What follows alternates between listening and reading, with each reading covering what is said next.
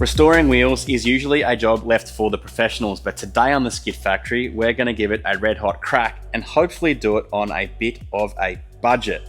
We've got 3 sets of wheels here, all made in Japan, set of Work Deerfields. Unsure what these are, but they've got made in Japan stamped in the back of them, but they look to be a copy of a German wheel, an AC Schnitzer, and these are Work Equip M1s. All 3 are a 3-piece design. When I say 3-piece, there's the barrel, the lip, and the center, making them 3 pieces. This AC Schnitzer copy is welded. The Equip M1s and the Deerfield have just got silicon. So when you bolt them together, you put a bead of silicon on there to stop air from leaking out of them. All 3 sets are pretty average condition. The Deerfield have been sitting under Chardon's mango tree. These wheels have been used on a drift car. They're absolutely trashed, and the M1s are not bad. They're just very old. I am after some center caps for these, so if you have a set laying around, please slide into my DMs. As I said, we're going to try to do this on a budget. I may do one as a powder coating just to kind of show the cost and what's involved with that, but pretty well, we're going to strip these wheels, restore them to our best ability, and then throw them on some cars at the end to show the finished product. So basically just man hours, you've got to hook in and get the job done, and that's what we're going to do. Owning a time machine is a massive advantage to get this job done. This unit is from Joel's Garage Gear, and it's been an awesome investment for the workshop. After we've got the tyres stripped, we can assess some of the wheels. The hardware on Josh's Deerfields is pretty well non-existent and will need to be replaced. The rest of the wheels are in pretty good condition, so we can just strip off all the bolts. It's worth noting this is a pretty big job, and taking on 3 sets of wheels at once is pretty ambitious. If you are restoring more than 1 set of wheels, be sure to separate the bolts, as different wheel manufacturers do use different hardware. The silicon seal is then cut with a sharp razor blade, and the wheel can then be separated into its 3 pieces.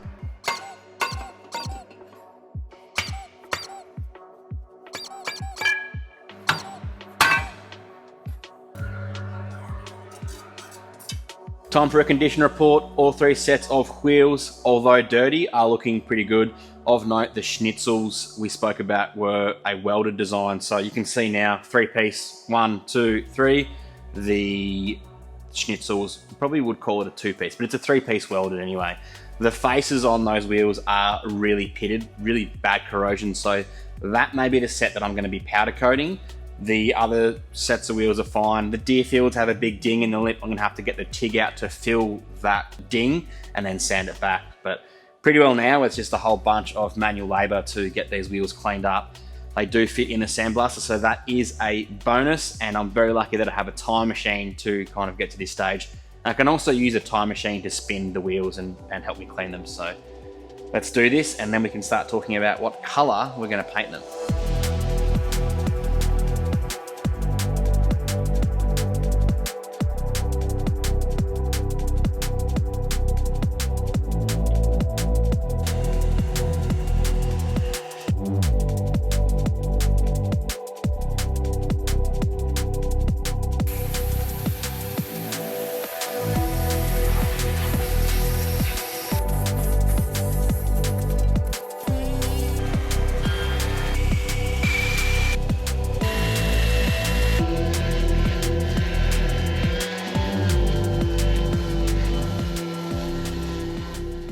We started filming this episode as a rebuilding your wheels on a budget, and that magic word is now thrown out the door. I'm going to pay someone else to strip the centers. It's been like what feels like 4 or 5 hours now, and we're getting nowhere. Josh's Deerfields, actually, we did get somewhere with these. They turned out pretty good. This has just been in the sandblaster. We've sanded the faces just with some 320 and then got in the nooks and crannies with a little Tool Pro grinder, and it has worked. They still need a lot of time, but being that these didn't have paint on it, it's made it a lot easier.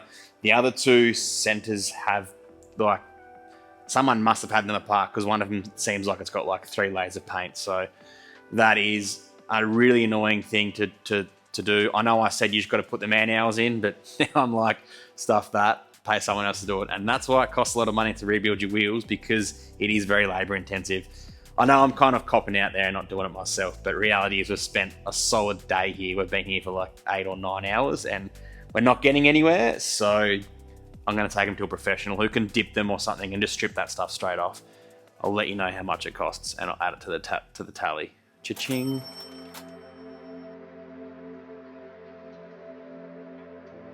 The inside of the barrels are caked in years of road grime, so we're just using some Bars Bugs wheel cleaner to give them a little bit of a touch up. In my opinion, it's not worth going too crazy with the inside of the barrels because as soon as you drive the car, they're just going to get caked in brake dust anyway. We needed to make a quick stop into Super Cheap Auto to grab some painting supplies. We're grabbing a wide range of sandpaper up to 3000 grit. We also needed to grab some polishing pads so that we can polish the lips to a mirror finish after they've been sanded. Whilst in store, we also had some paint mixed up. This isn't a crazy custom color, it is just an OEM Toyota color, but I think it will suit the vehicle well.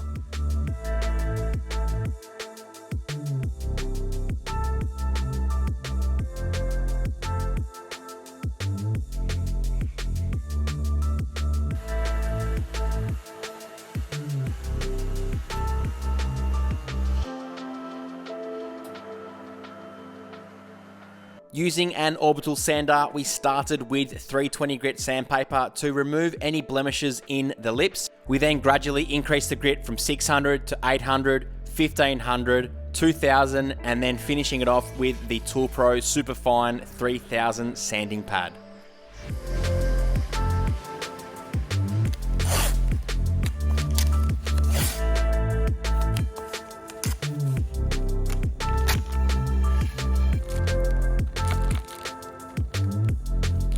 Josh O's put some serious time into these lips and they've turned out pretty damn schmicko. All 4 lips have been polished up. These will get a final polish at the end before we assemble them, only because you get dirty fingerprints all over them. And now we're at a stage where we can paint Josh's centers. I've taken my centers to a sandblaster and powder coater. I was just going to get them sandblasted and then paint them myself here. But when I was there for what it cost me, he talked me into getting the centers powder coated. So they should be back in a couple of days. I'm going gold and silver. But for Josh's wheels, we're taking a bit more of a budget approach and we're going to paint them ourselves. I've always just used primer in a can. I've never had an issue. We have got the centers obviously all sanded up. Josh went a bit far and beyond. They're almost polished. They look so good. We've laid down some tape on all the bare metal surfaces. So basically what you want to do is make sure you cover up any metal on metal surfaces. So that means where the lips and the barrels join the centers, but also where the wheel bolts to the hub on your car. Where the wheel nuts sit also, we've just scribbled up some tape, thrown it in the center there. And just for an example on this wheel, I actually used just some Christmas tree clips and poked it through the tape on the back.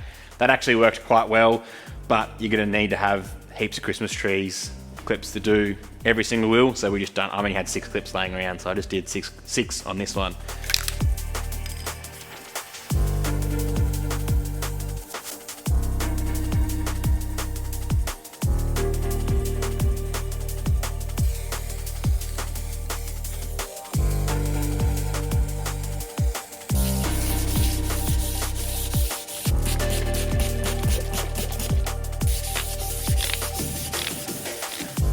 Fresh from the powder coaters, and the magic number is $110 per wheel, so $880 all up to get 8 centers done. Bit of a Simmons feel, truth be told. I don't love it, but I'm still gonna roll with it as it is. I probably could clear coat it to make it gloss, a bit more glossy, but for what it is, I'm just gonna roll with them for now. The lips, gave them a polish up. I've only done 3 so far.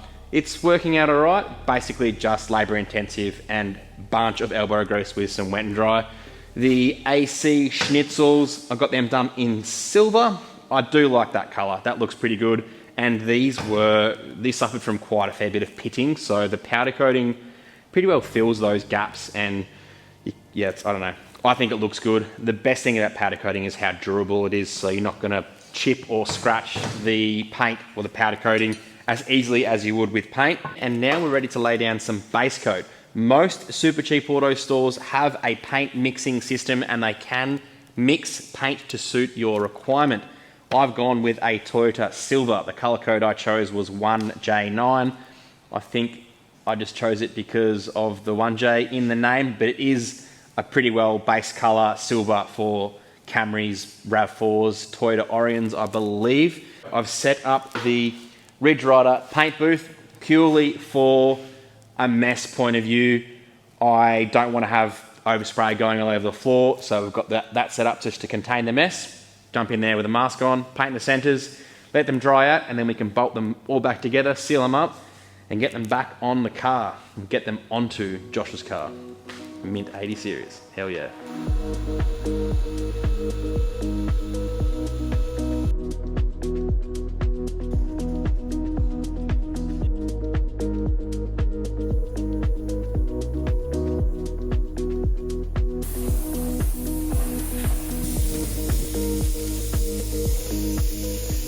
I'm really happy with this colour choice. Honestly, it was a total gamble, but after seeing it come out of the gun, I know that I made the right decision. As I mentioned at the start of the episode, the hardware on the 15-inch Deerfields was pretty bad. The bolts can be saved, so we're soaking them in some Bars Bugs Metal Rescue, and I've also sourced some replacement nuts from the local bolt shop. When it comes time to bolt the wheels back together, be sure to tighten the fasteners in a star pattern to evenly spread the load. These wheels use an M8 bolt, which we're tightening to 36 Newton meters.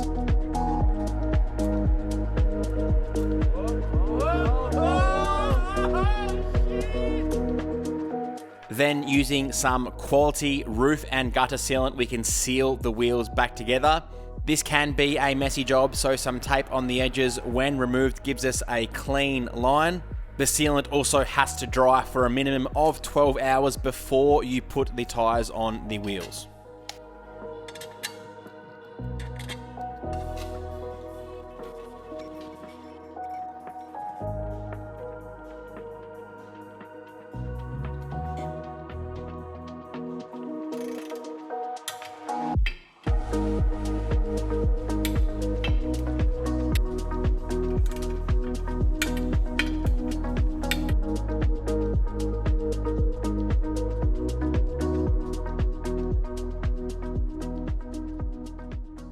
This wheel restoration video has been a little bit of a side project. It's been filmed over the last 3 months. We've been spending a day or two a week slowly polishing lips. It's very time consuming, but now we have a finished product, and the reward at the end when you get to bolt them on the car is what it's all worth. A few things that I didn't really cover. One of them was the inside of the barrels. In my opinion and my experience, it's not worth putting any effort in there because so much road grime gets flicked up on inside there, gets covered in brake dust, and you can't really get in there to clean them. So after 5,000 Ks, they're going to be dirty anyway, unless you're changing tyres and cleaning the inside of your barrels, or you're fanatic about detailing your barrels. Go for gold. In my opinion, it's totally not worth it. I also didn't cover about valve stems. So most, if not all, 3-piece wheels will have a metal valve stem. The hardware is hard to find if you want genuine work valves, for example. It's also expensive. Myself, I just got onto a tyre wholesaler. I just basically bought a bunch of different valves. I got a straight and a few 90-degree ones. Pretty well, I just robbed all the rubbers off those valve stems and fitted them to the factory stems on these wheels. These are slightly longer than the ones I had, so that worked out well, totally fine. I ended up getting some tyres onto the Equips. These are a cheapo $100 gamble to basically see if they're going to fit on the car. They are a slightly less offset than what's on the Comfy Crown at the moment, but they still could rub, so that's why I didn't go bother spending lots of money on good tyres. Josh's wheels were actually dropped Josh's car off to the local Tyre Power in Kunda Park.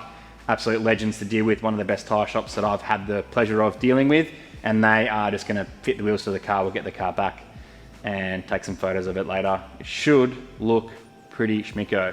So now we're just going to roll the Comfy Crane in the hoist, bolt these bad boys on, and then fit some airbags. No, not yet. Maybe in the future though.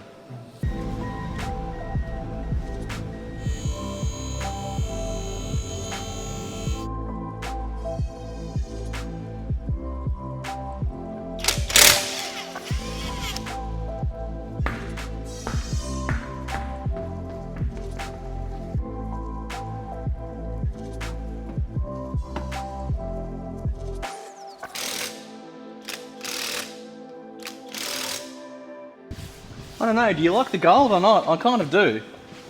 It's a bit old school Japanese Calais. Dude, it is. Yeah. That is bang on. Japanese Calais. Perfect. I'm hurt that there's no center caps though.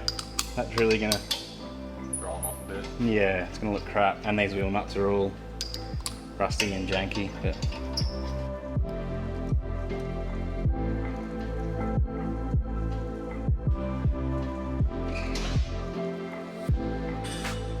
it's made the car higher, which is what I was after, but that really does hurt my feelings. No center caps.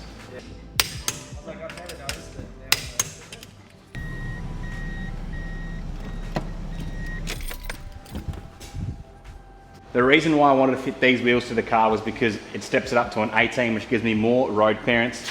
My fiance drives this car almost every day, so I'm not too fussed about scratching the wheels. I also wanted to get the car a bit higher off the ground to make it more, I suppose, easier to drive on the road when you come across a pesky speed bump. It is not the best car.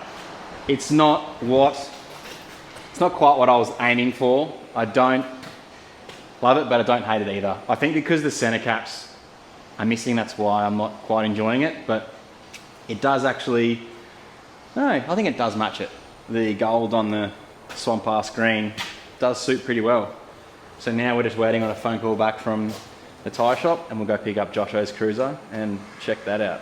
Screw the comfy crown, this thing takes the cake. We put some serious hours into these wheels, and Josh especially, who's behind the camera, and it's totally worth it. It looks so freaking good. These are 16 by 7 neg 14. Previously Josh was running the Steelies in the background. The classic cruiser look. This also had some sweet stripes down the side of it. Josh had them on there for years. I think you can kind of still see the residue there. It needs to get polished out, but changing up the look of your car is always a thing, and I think now all it needs is one of those like little JDM mirrors and then we're set. As the saying goes, you learn something new every day, and myself, I've learned that, I do already know this, but I'm forever reminding myself, time is money. If you can afford to have your wheels restored, then just pay someone to do it, because it is very time consuming. But if you want to work off a little bit of boy math and then use that sandpaper you got at home laying around and smash on some paint that you got laying in the shed, then give it a crack yourself, because you can potentially turn out with wheels like this for $0. Myself, as I said, I paid $880 to have my centers powder coated. I think we spent about, call it $100 per wheel on consumables, and then you've got valve stems, sealant, all the rest of it. It does add up. But the end result, to have schmicko looking wheels on your car, is definitely worth it. This isn't the end for Josho's 80. We're going to treat it with a little bit of a birthday, so stay tuned for a future episode of The Skid Factory. My name's Woody. Please drive safe and enjoy the moment. I'll see you next time. Cheers. Something a little bit different this week, nonetheless still an awesome episode. I hope you enjoyed it. Shout out to Alex Custon, Eddie Langman, Gareth Simmons, Joel Palmer, Brent White, Cam McEwen, and Charles Skinner. Thanks for supporting the Skid Factory via Patreon. What's for dinner? Lamb chops with extra mint sauce.